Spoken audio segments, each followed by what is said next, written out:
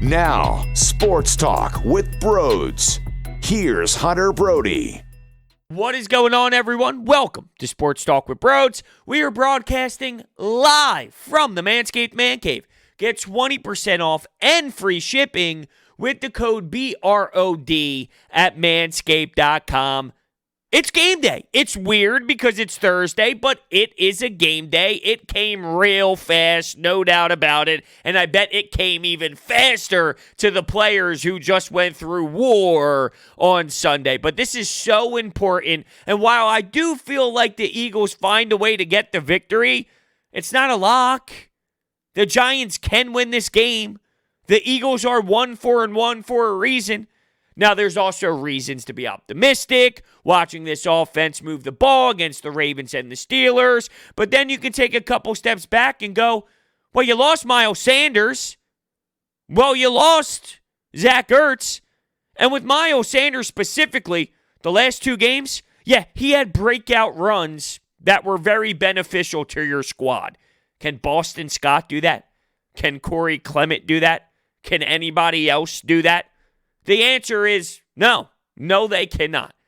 So there's reasons to be optimistic, but at the same time, the Eagles are a one-win team, and the Giants are a one-win team coming off of a victory at the end of the wire. Ron Rivera could have dialed up a better play. They were one play away from losing the game, so they could have been a winless squad.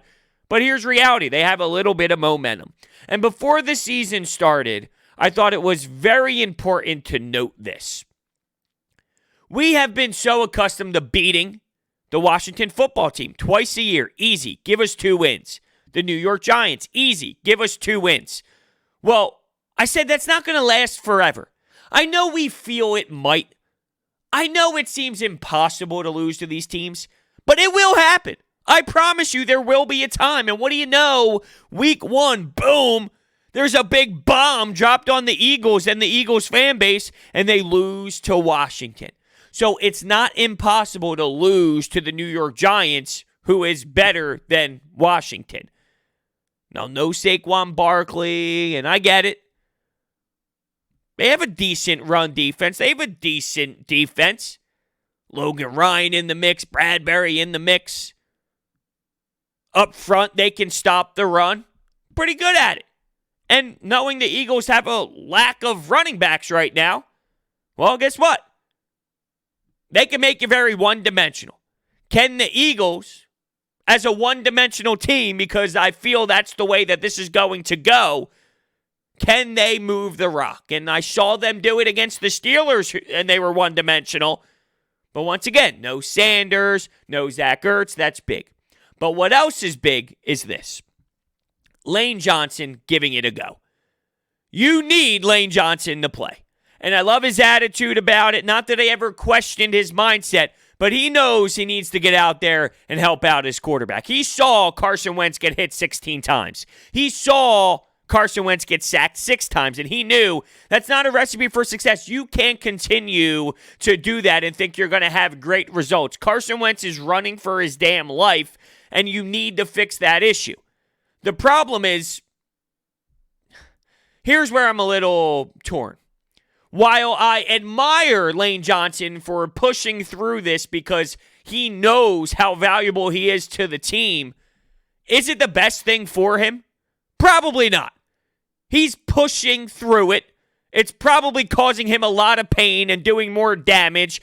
Is this a quick fix for a longer-term problem is essentially what I'm getting at. Okay, he might go here, but will he need to be out future weeks compared to if you had an alternative, if Jack Driscoll didn't get hurt, if you had an alternative at right tackle, would you be able to give Lane Johnson proper rest? So then say he takes off last week, this week, and then he can get going the following week, or say he needs 3 weeks off and then he gets going again.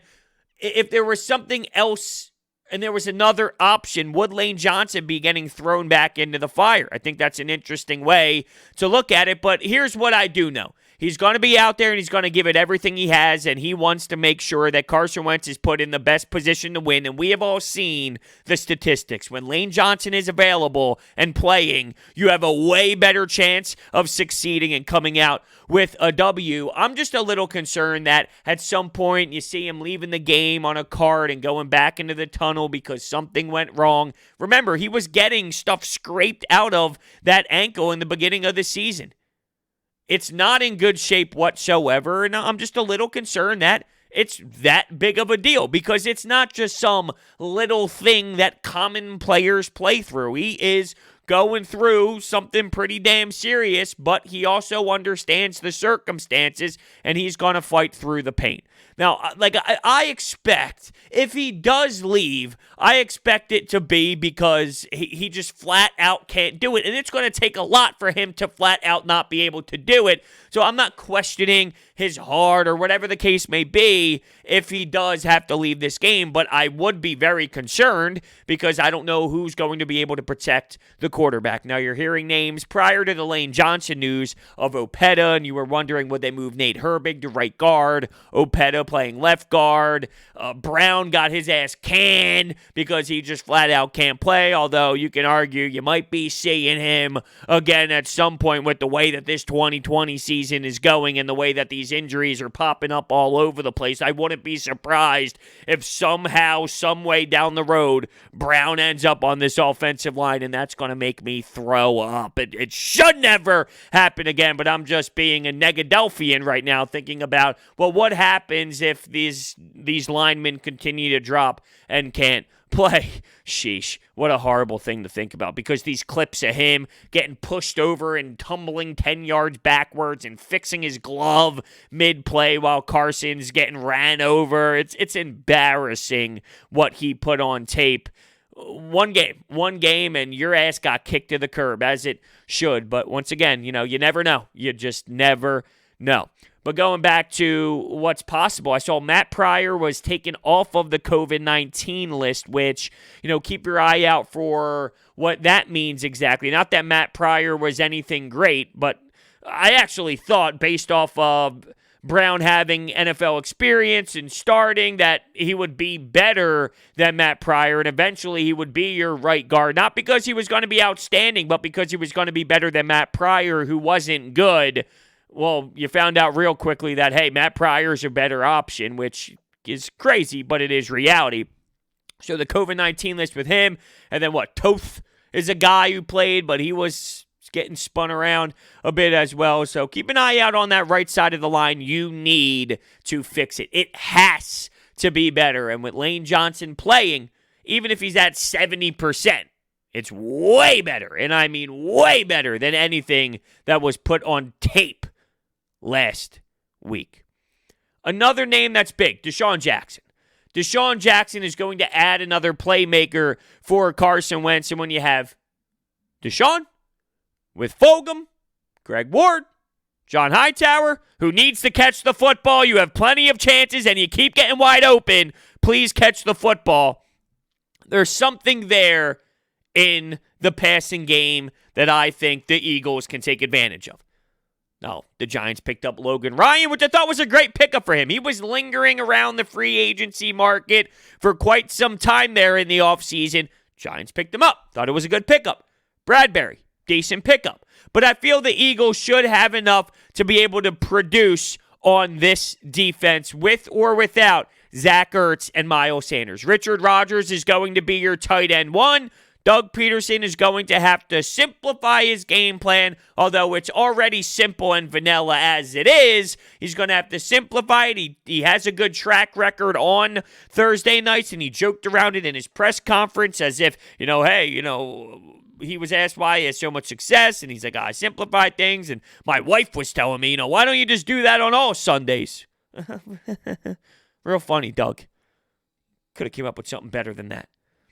But with DeSean Jackson out there, you have the over-the-top stuff. I also want underneath stuff from DeSean. I know, that might sound crazy. I want underneath stuff from DeSean Jackson. I'm scared, and I hate how all of these positives like Lane Johnson and DeSean Jackson, they should be positive things. I hate that I have to look at it both ways, though, and there's a negative side to this. While it's a positive he's going to be available, I'm scared that it's going to be a snap count type deal where DeSean Jackson, limited, 20% of the snaps, 25% of the snaps, and he's not a true piece to the offense. That's what I'm afraid of. But I feel as if the reason why we haven't seen him to this point, and we have been frustrated about that, is because they are making sure when he is available again, he isn't on that snap count. Now, at least that's me trying to be optimistic. I don't know if that's actually the case, but that's the only thing that makes a lot of sense to me. So hopefully he's not on a snap count. But getting back to that underneath stuff, and I mentioned this in an Eagles podcast pretty recently. I was watching the Dallas Cowboys and the Arizona Cardinals play, and I saw DeAndre Hopkins. It's such a simple play that you see all the time, but I feel I don't see it much with this team and specific players I want to see them with. Get a pick play. Get the ball to DeSean Jackson underneath, maybe 5 yards from the line of scrimmage, and let him work with space. Let him use that speed. Get a simple pick. Get him the ball, nice and quick, and let DeSean utilize his legs. Doesn't have to be all the time. But I watched DeAndre Hopkins do, and he goes on this monster run. I'm thinking DeSean can fly. I was talking about utilizing Rieger in a role like that. Let DeSean do it. Well, what the hell? Why not? Can it hurt? I want to see a play like that. I feel like they are obsessed with the home run, the 50-plus yarder, which has value. No doubt about it. It opens up the middle of the field as well. I'm not saying never run DeSean Jackson deep. But with your speed guys, with your playmakers, give them the football and allow them to go make some plays. If DeAndre Hopkins can do it, I know DeSean Jackson can fly. I don't know if we're going to see it, though. How about Jalen Hurts? I want to see more of Jalen Hurts. And not this quarterback to quarterback to quarterback throw where they're trying to get pretty and cute, although it looks desperate as hell, and it looks like it's a 6th grade football team trying to produce some sort of offense. I want to see maybe some read options and maybe implement some more passes out of Jalen Hurts. You saw one big play, I believe it was an 18-yard gain to Richard Rodgers, if my memory serves me right. I want to see maybe some more RPO type stuff with Jalen Hurts. You are definitely lacking playmakers. You have guys hurt who are playmakers. So when you have an athlete like Jalen Hurts and you value him enough where he is a 2nd round pick, put him out there. If it's going to be a simple running play, and because you're losing someone like Miles Sanders and you only have someone like Boston Scott, ironically, while the Giants have Devontae Freeman, well, instead of just running your simple handoff play with Carson Wentz under center or in the shotgun or whatever the case may be, implement Jalen Hurts. Have him do it. Even if it's a simple run, the fact that it's him who's handing off the football, it's going to confuse the defense a bit and give them another element and give them something else to think about. It doesn't need to be Carson Wentz lining up as wide receiver all the time. It doesn't have to always be this insane overthinking type play with Jalen Hurts, but he's an athlete. He can run. He can do some stuff. You valued him enough to take him in that spot. Use him. Use him. You're down 2 big playmakers for you. Use him. I want to see more of a package of Jalen Hurts, and that's saying a lot considering I couldn't stand the damn pick, and I still don't understand it, but here's reality. He's sitting there. He's on your bench. He's waiting next to the coach all the time with his helmet on, waiting to get that nod. Put him out there. Make the Giants think. Confuse them. Because you need as many playmakers as you can get. DeSean coming back is nice. Fulgham has been continuing every single week to get open and to be a guy and to high point the football and to run nice routes. So I don't expect anything less. And it's crazy that I'm saying that. It's crazy that I'm here saying that about Travis Fulgham, the guy who, when he made his first start, I was literally joking with people that I know talking about the Birds. Who's that guy who starts with an F? I don't even know his damn name, and I know you don't either. We were joking about who the hell is this guy? Never heard of him in my life. Yet here I am saying, I know what we're going to get out of Fulgham. He's going to go up and get the highest point of the football. He's going to go up and get it.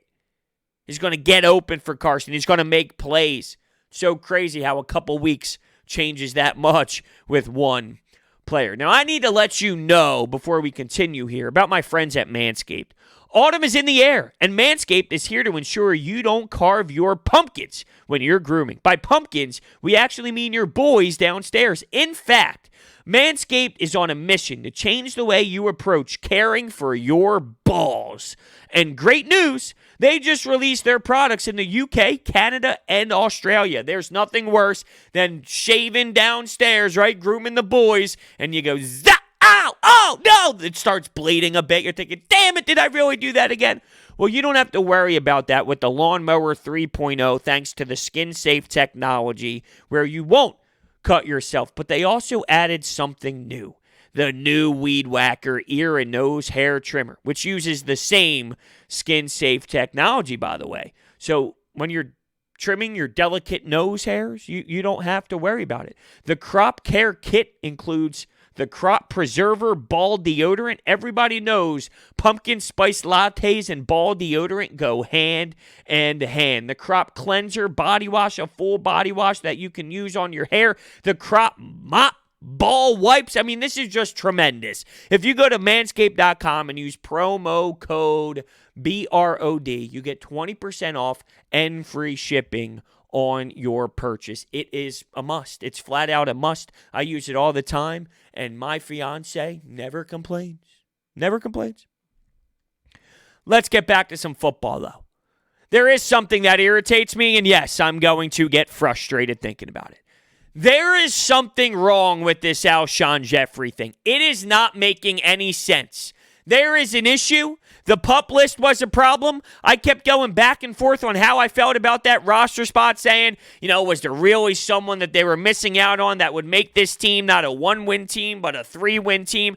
Probably not, but then the whole Casey Toohill thing happened with Vinny Curry coming back. They released Casey Toohill, someone who I'm not claiming is going to be a stud, but you valued him enough to make the 53-man roster, and now you're cutting him to bring back an older player while you have a bunch of running backs on the roster. You could have went in a different direction, but you wasted a roster spot on Alshon Jeffery when, look, you cut Sidney Jones, Rasul Douglas. You could have had people available in that roster spot. It was not the best way to handle things. They screwed that up without a doubt. But if you think about it with the foot, right, because it was the foot coming back from a Liz Frank, he was coming back, he was practicing, it was listed with the foot, and then there was an illness on the practice report. It was illness. I thought, really? After all this, after everything, after coming back, now an illness is going to hold you out. That makes no sense. Then it was illness and foot, and now it's calf. I don't know what it is, but there is something going on. Whether Alshon doesn't want to play, whether Howie and them don't want Alshon to play, I don't know. Fulgham playing that X position like Alshon does, that shouldn't be the difference in what's happening right now. You find ways. Good coaches can find a way to make Alshon Jeffery and Fulgham work, even though they play that similar X spot. You can find a way to make all this work. So the fact that it's like, they don't want Alshon to take Fulgham steps. No. It dives deeper than that. The Josina Anderson stuff. There was speculation it was him, never really confirmed. Then Alshon's talking about how he wants to be a good teammate, in shape, all this, yada, yada, yada. And now nothing. You're getting absolutely nothing. And the messaging is off. I don't know what, but this party right now, this party of two between Alshon and the Eagles, they're going head-to-head with one another, and it's clearly not on the same page. There's a huge disconnect between the two. Maybe Alshon knows that the Eagles are trying to get rid of him, but nobody wants a contract like Alshon Jeffery with a guy who's coming off of a Liz Frank injury, who at this point obviously has some sort of issues when it comes to the culture in the locker room. Not that stops people from going out and getting a Le'Veon Bell or possibly the Seattle Seahawks going out and getting an Antonio Brown. But this Alshon Jeffery thing is embarrassing. It's a joke, and they need to figure it the hell out. And the fact that it's going on the way that it's going on, that's what crushes me the most. I mean, you're just making up shit. That's what's happening. They're making up shit when it comes to the messaging to the media and to the public, illness. I mean, I knew when I saw illness on that practice report a couple weeks ago, it's bonkers. This guy's coming back from a Liz Frank, and illness is going to keep him off of playing football. It doesn't make sense whatsoever, and it truly does bother me that they butchered this Alshon Jeffery thing, and with the dead cat money and the contract problem, you are stuck. Nobody wants an Alshon Jeffery, and if they do want an Alshon Jeffery, they are a very poor organization that doesn't know what they're doing. It's just that simple. I try and process how this can be real, but it's irritating. It's literally irritating. All right. Richard Rodgers is going to be your tight end number one. I really doubt they're going to be playing 12 personnel sets with Kroom and Richard Rodgers.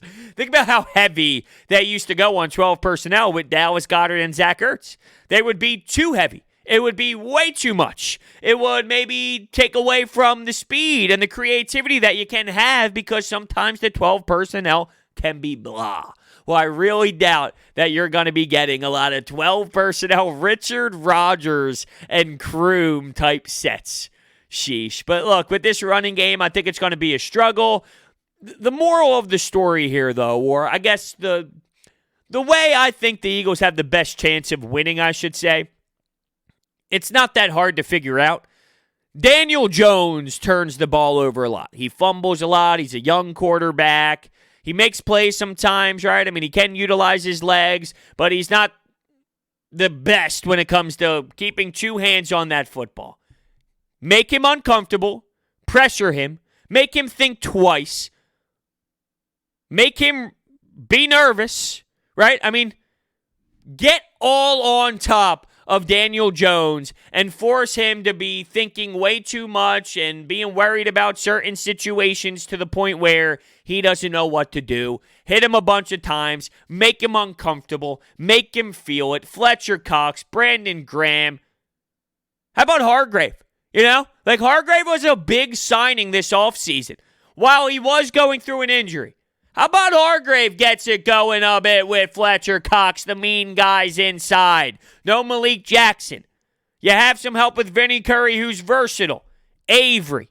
Right? How about this defensive front has one of those monster games similar to when you play the Jets and you have 8 sacks. Similar to when you play the Cincinnati Bengals and you get a bunch of sacks. It needs to be one of those big sacks type of games. But guess what? I bet you they're saying the same exact thing about Carson Wentz. Carson Wentz will turn the ball over. He will throw interceptions. He will fumble the football. The Giants are probably going in with a very similar philosophy of let's turn the quarterback over. If we win this turnover battle, we're going to be in a great position to win the football game. So you have two quarterbacks who turns the ball over a lot. Who's going to execute better from a defensive standpoint to turn the ball over?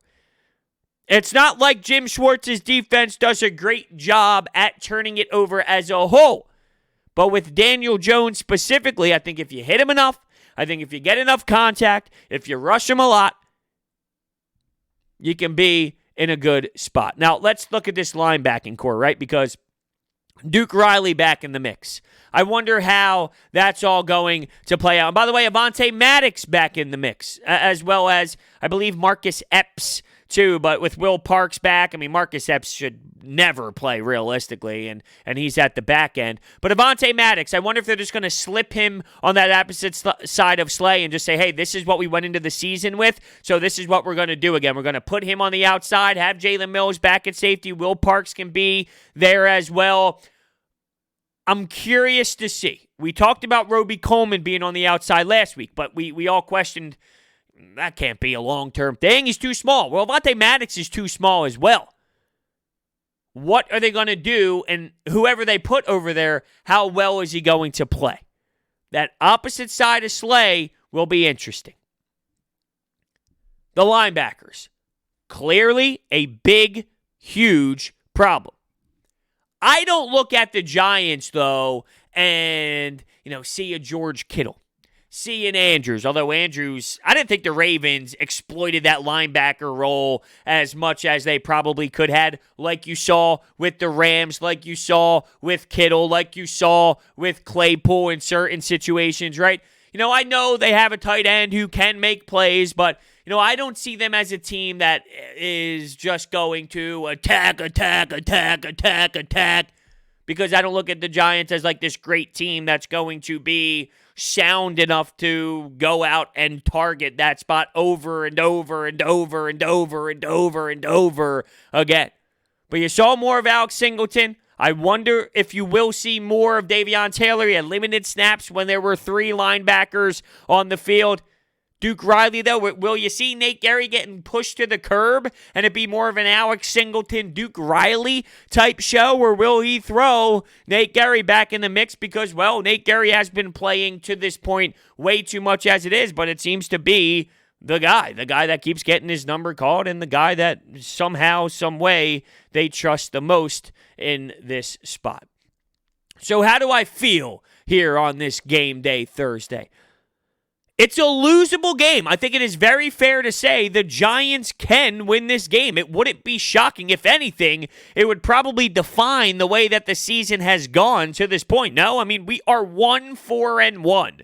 The only other way to make it kind of say, hey, this is the most Eagles 2020 season ever, is if there's a punt involved at the end of an overtime and there's a tie, another tie, where we walk out of Thursday Night Football and they are 1-4-2. That would be the most Eagles thing ever.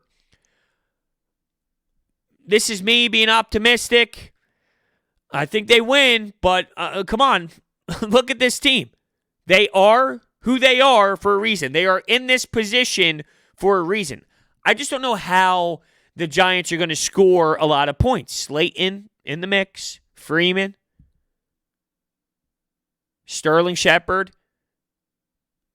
But they're not a team that scores a ton of points. It just comes down to, can the Giants' defense hold them in it long enough where they have a chance to take the win? Can the Giants' defense hold this Eagles offense to a limited amount of points to the point where Daniel Jones has a shot, has an opportunity? And something to factor in for this Eagles team, Jake Elliott. Underwhelming. Got to hit the long guys. Got to hit the 50-plus guys. And he hasn't been doing that. He's been missing the field goals. You need him. You need him. I get it. It's a kicker. You can make fun of the kickers all you want. They're not a football player. They're not football players. It's pretty easy to say that. But with that being said, they could be a big difference in winning or losing a football game. Now, I'm not saying if Jake Elliott hit that field goal at the end of the game, at the end of the first half against the Ravens, that means that the Eagles would have won, because if you look at the scoreboard after the game, it was a 2-point game, and if he hit that field goal, they would have won by 1, because that's not how a full football game plays out. So many different scenarios would have changed, what the Ravens called, what the Eagles called, but they can be a big input on a game. They could make a big impact on a game, and Jake Elliott has not been the Jake Elliott of the 61-yarder against this New York Giants team. And that needs to change. And that is something I'm going to be thinking about when it's 4th and a certain yardage at certain part on the field. Let's say you're in that field goal range territory, you're flirting around with it, it's 4th down. Let's say it's a 56-yarder, 55-yarder. Let's say maybe even it's a 53-yarder, 52-yarder. Will Doug Peterson go, hold on a second, my guy's not hitting his stuff, let's draw up a play. Let's go for it on 4th down.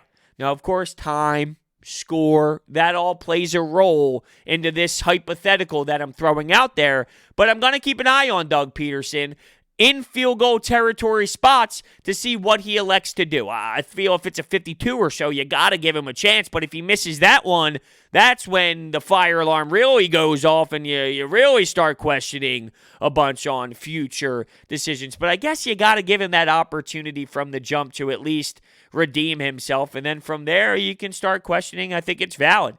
With Doug also, I need to look at him from thinking on your toes standpoint, because there have been a lot of Mondays after the game is over where he backtracks. Ooh, I should have done this.